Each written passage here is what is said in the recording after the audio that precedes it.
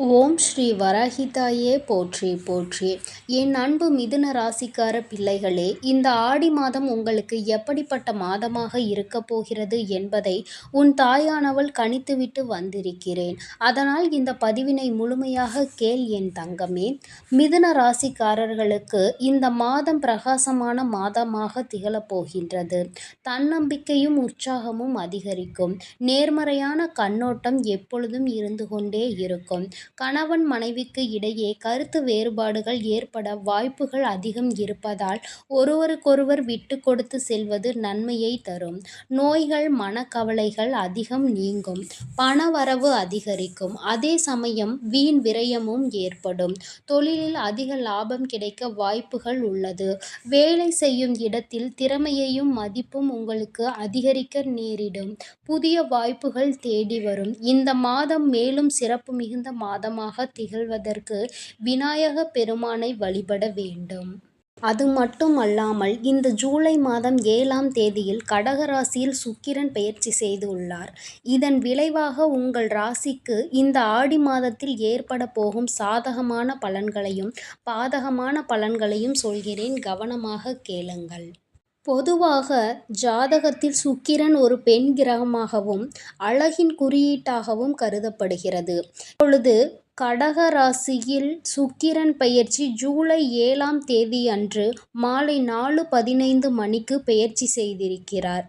சுக்கிரன் காதல் மற்றும் திருமணத்தை பிரதிபலிக்கக்கூடியவராக இருக்கிறார். இந்த பெண் கிரகத்தில் அதிக கவனம் செலுத்தப்படுகின்றது. கடகத்தில் சுக்கிரனின் இந்த முக்கியமான பெயர்ச்சி எவ்வாறு சாதகமான மற்றும் எதிர்மறையான பலன்களை தரப்போகிறது? ஜோதிடத்தில் வலிமையான வாழ்க்கை, நல்ல ஆரோக்கியம் மற்றும் வலுவான மனதுக்கு தேவையான அனைத்து திருப்திக்கும் சுக்கிரன் இன்றியமையாததாக கருதப்படுகின்றது.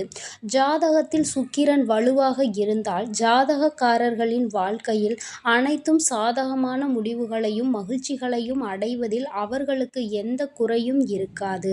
எப்பொழுதும் அவர்களுக்கு வெற்றி ஒன்றே சாதகமானதாக இருக்கக்கூடியதாக இருக்கின்றது.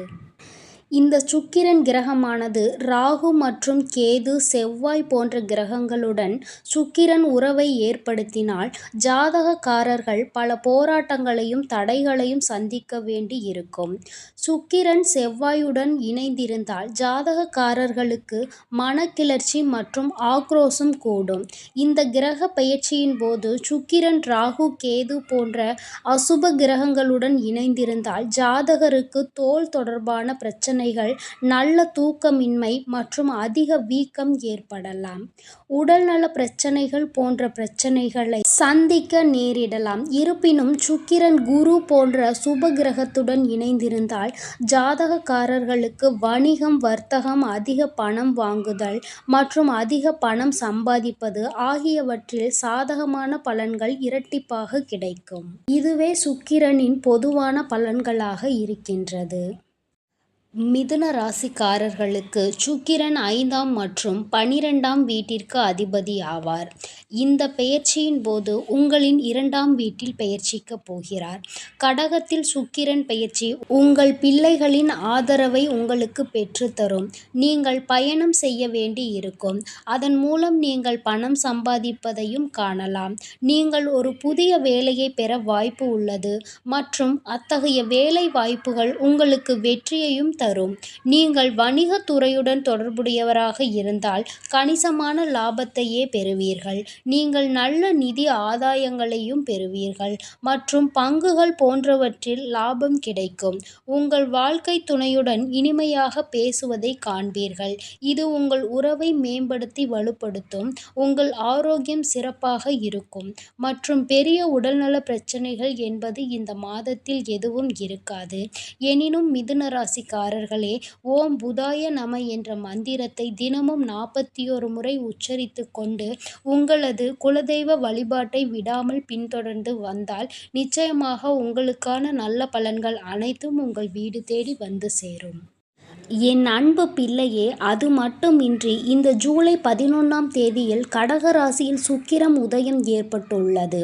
இதனால் 12 ராசிக்காரர்களுக்கும் தாக்கம் ஏற்பட்டுள்ளது.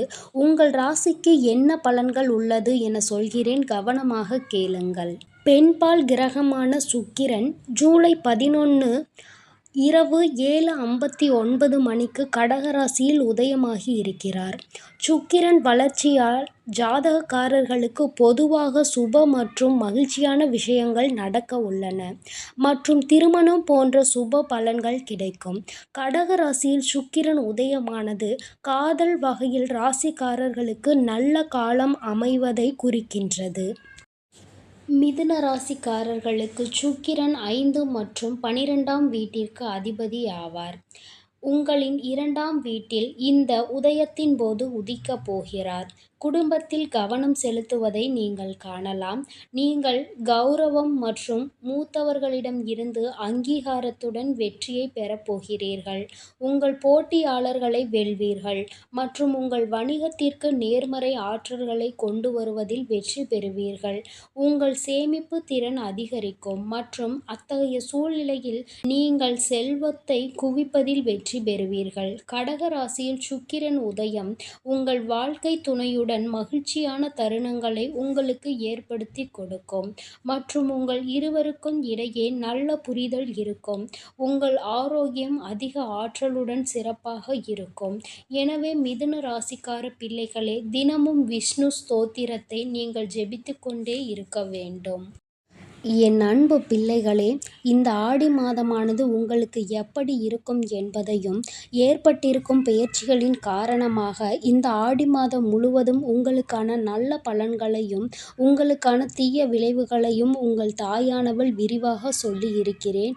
அதனால் இந்த பதிவினை கேட்டு உங்கள் பரிகாரங்களை நீங்கள் முழுமையாக செய்து உங்களுடைய நல்ல பலன்களை நீங்கள் முழுமையாக பெற்றுவிட வேண்டும். இனி எல்லாம் நல்லதாக மட்டுமே நடக்கும். நீ நல்ல எண்ணங்களோடு இருக்க வேண்டும். நல்லதையே நினைத்தால் உன் வாழ்வில் எல்லாம் உனக்கு நல்லதை மட்டுமே நான் செய்து கொடுப்பேன் என்பதை நீ மறந்து விடாதே. ஓம் ஸ்ரீ வராஹிதாயே போற்றி போற்றி. ஓம் ஸ்ரீ வராஹிதாயே போற்றி போற்றி. பஞ்சமியின் நாயகியே போற்றி போற்றி. சிம்ம வாகினியே போற்றி போற்றி. ஓம் ஸ்ரீ வராஹிதாயே போற்றி போற்றி. ஓம் ஸ்ரீ வராஹிதாயே போற்றி போற்றி. பஞ்சமியின் நாயகியே போற்றி போற்றி. சிம்ம வாகினியே போற்றி போற்றி.